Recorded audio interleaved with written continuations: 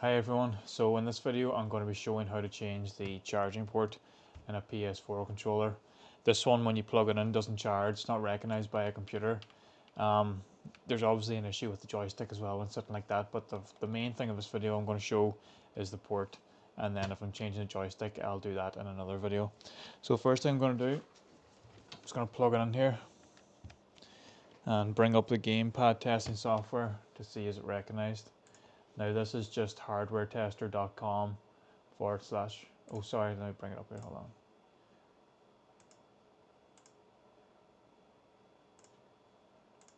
So this is just hardwaretester.com forward slash gamepad, and when the controller is connected it'll automatically show up here in player 1 or player 2, depending on how many you got connected, but it's showing nothing here. You know, this controller has no life at all. So there's definitely an issue with it somewhere. My best guess is the port, and we'll just take a wee look at that now just to see what we can see on that. Now if I just zoom in here on the camera, now if you take a look at that port, you can kind of see, here I'll turn it around, you can kind of see that it's a bit bent out of shape there. In a way it's kind of split here at the top. Might be hard to pick it up on camera, but you see the left side is kind of coming down underneath the right side, and it's just a bit loose in general. So a very good chance that port is the problem, but the only way to find out is to replace it and see if the issue persists or if we get a connection. Now first thing you need to do is take it apart. Now as well, what you can do is you can buy the replacement port. Sorry, the camera's just lagging there, but you can buy the whole replacement circuit board for the back, and I'll show you when I open it. But what I'm going to do is I'm just going to replace the actual metal port itself, because it's a lot cheaper, and it means you don't have to stock all the individual boards, because there's different versions of PS4 controllers with different version boards. But this way all you need is to buy that one type of port, and you can fix all the different versions. So first thing I'm going to do is get my screwdriver, which is here, and a Phillips 0 screw I'm using for these. There's 1, 2, 3, 4 screws at the back there. Now you'll find as well as with people using it, their hands are dirty and everything. The wee cross on it might be full with dirt.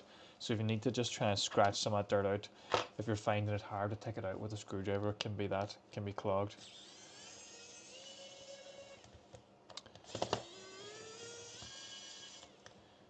So that's 2.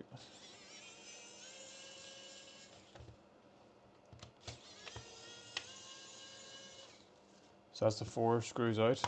Now this is the way I open it. I start here, kind of break that apart and hold it open, and get your wee pry tool, and see in here on the left and right side of the headphone port there's a wee clip.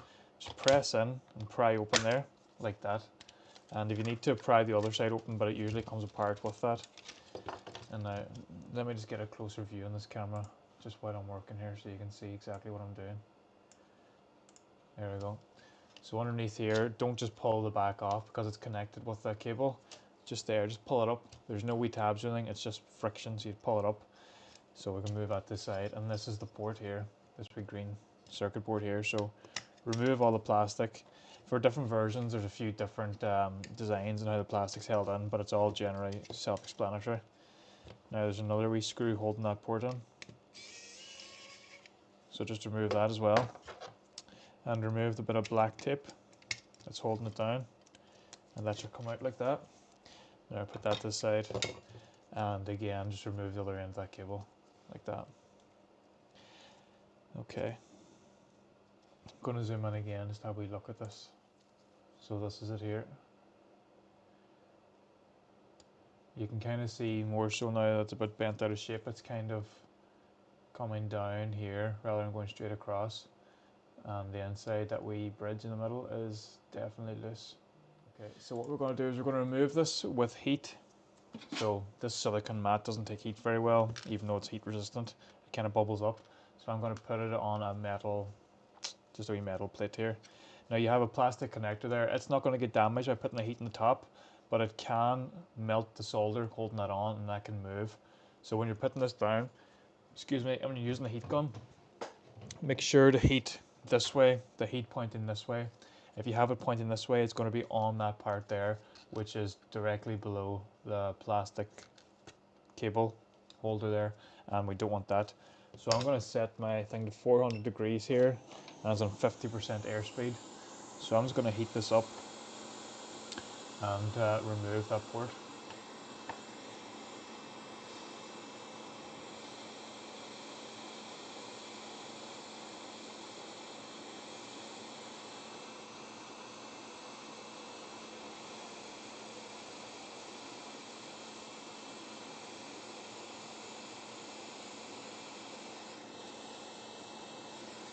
Now when it's fully melted and ready to come off, it shouldn't be any bother taking it off. It should just, like that, if it's loose, it should nearly blow away with the power of the fan and that heat gun. So that's the old one there, so we're going to remove that. Now we're going to prep this for the new port. I'm actually going to get this under the microscope now.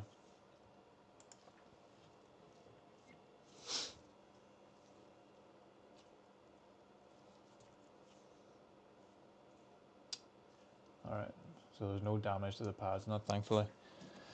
So first thing I'm going to put on is some flux.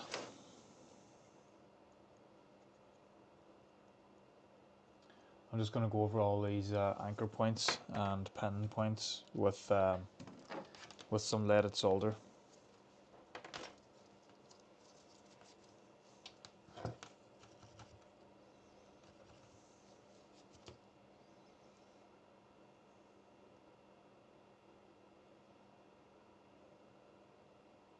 Now ideally, use an extractor fan,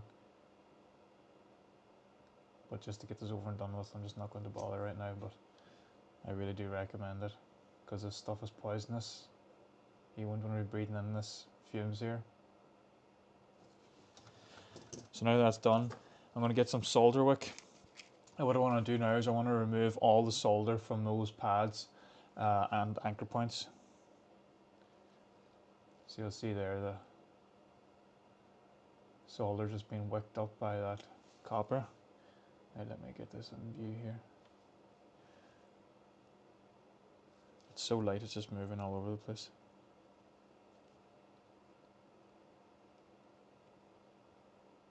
Now if you're having trouble clearing the holes, you can get them from the other side.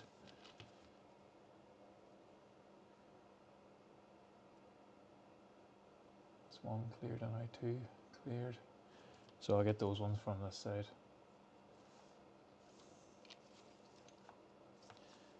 I'll just turn it around here.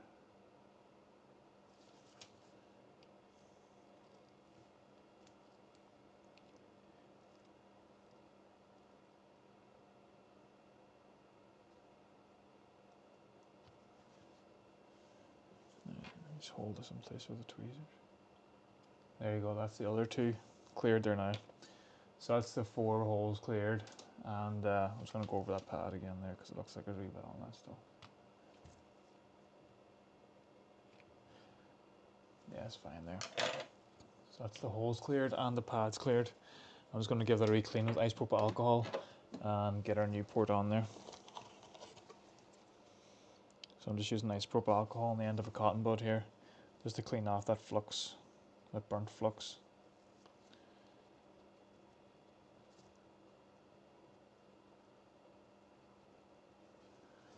Now, let's give us a wee clean. So now we're going to get one of our new ports, which is just, as I say, it's just the metal part.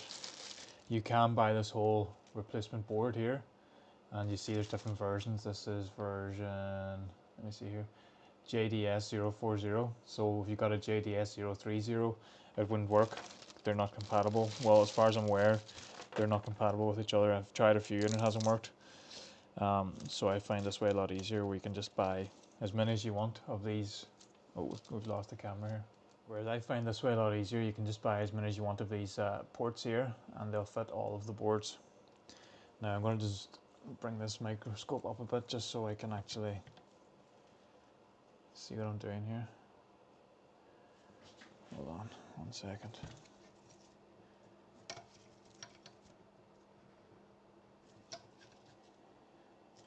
There we go. I think there's a bit more space to work now.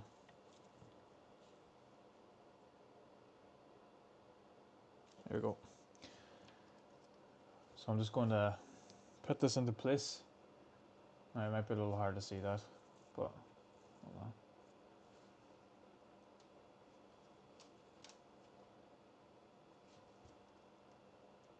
Now it's a bit of a tight fit, so once you get the legs at the back on one side and leg of that same side in, you have to kind of just push it into place. You'll hear a wee click, probably didn't get picked up by the microphone, but that's just been pushed into place now. Like, that's pretty tight, so it's going to hold itself into place. It's not going to fall out, and that's handy because then when it's stuck in like that, you can go ahead and solder the 5 pins there into place. So that's what I'm going to do now.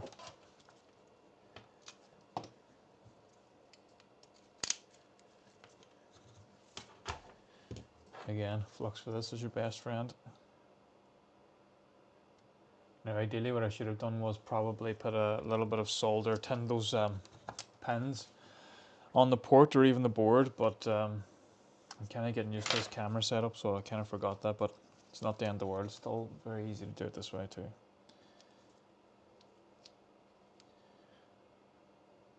That camera's gone again. I'm just going to turn that camera off because it's giving me too much bother for what it is.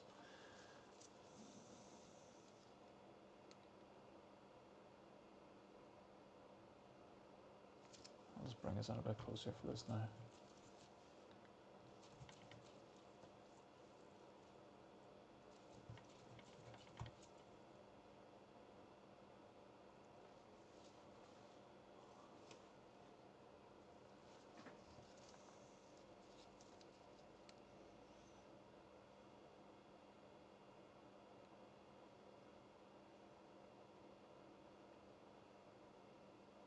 That's the first pin.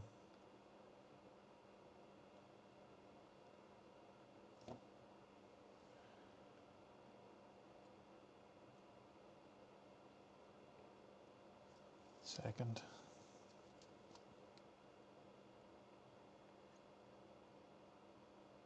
The third.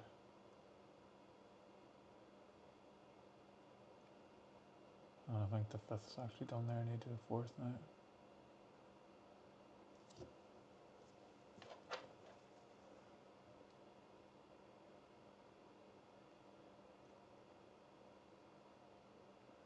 It looks like they're all done. I'm just going to double check that now with my tweezers.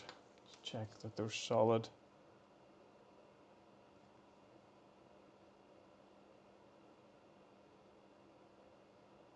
Yeah, they're solid.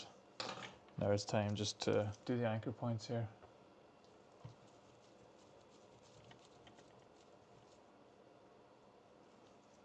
Again, flux.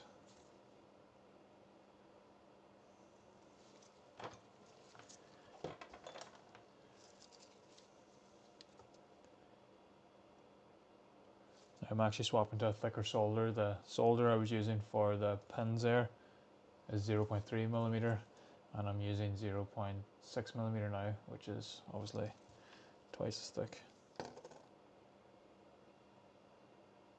I should really get a holder for this, for these small circuits like this when I'm trying to solder onto them, because they're always moving about.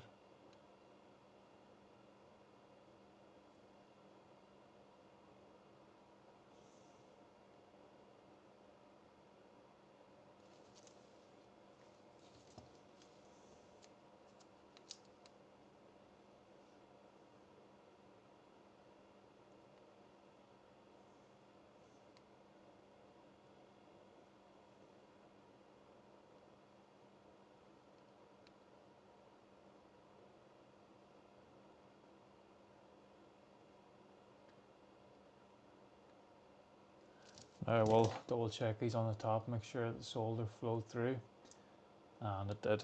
Just gonna give it a wee touch up here. Just make sure there's no cold joints here. Right, that looks good there now. Yeah, that all looks good. So I was going to give that a wee clean now. Just going to give it a wee spray with isopropyl alcohol. Give it a wee scrub with a toothbrush here.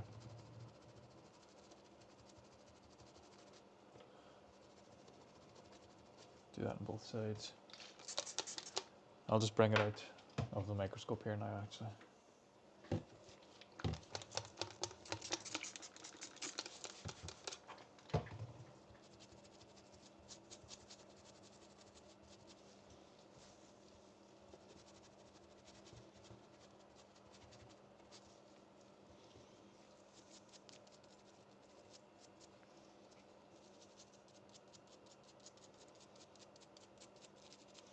Just want to clear any leftover flux out of the port and out of that wee connector there that the ribbon cable is going to go into.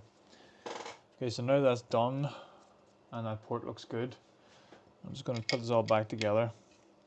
Oh, put the cable in first actually, because it'll be awkward to put it in if we do it after. So put the cable in first. Let me just zoom out a bit here. Cable in, and we screw that little circuit board back down and put us all back together.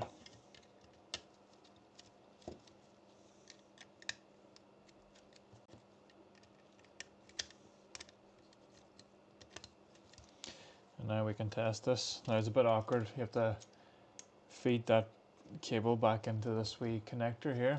Let me show you. This wee connector here before you put the controller back together. It can be a little awkward, sometimes tweezers helps, but I think I have it here. And there's no tabs or anything or flaps, you just push it in and it'll slot in. Now I'm not going to put the screws in this here, I'm actually just going to test it first. So I'm going to plug it in here, I'm going to bring up the gamepad testing software. Yeah, see we have it here now. This is our Sony PS4 DualShock, this is the controller. Let me see if I can bring back up this overview camera now so you can get a better look at it. Okay, so we're test all the buttons now. Test the R1, L1, R2 goes to full, yeah, L2. The face buttons here on the right, all working fine. The D-pad buttons, yeah. The start and select buttons, or whatever they're called now, options and share, they'll always be start and select to me. That trackpad button works, yeah. Now the joysticks do click in, but as you can see here, there's definitely an issue with the joysticks. The left one anyway. So that will need to be fixed, but the point of this video is to show you how to change the port. I'm just going to test the PS button while I'm here, and the vibration. And that's all working fine. Hold on, I'll just get my screen back up here. Yeah, so the port was definitely the issue. Now, let me just hold on, let me get a good view here if I can test it properly. So yeah, you can see I'm wiggling that. Hopefully that's been put on the screen anyway. You can see I'm wiggling that and there's no issue with the connection there. It's still on the screen working fine. Yeah, so that's how you change the port on a PS4 controller using just the actual USB micro port itself without having to get a new circuit board. It saves you money and it saves you the hassle of having to stock all the different variations of the board, because these ports fit all the variations, which is very handy.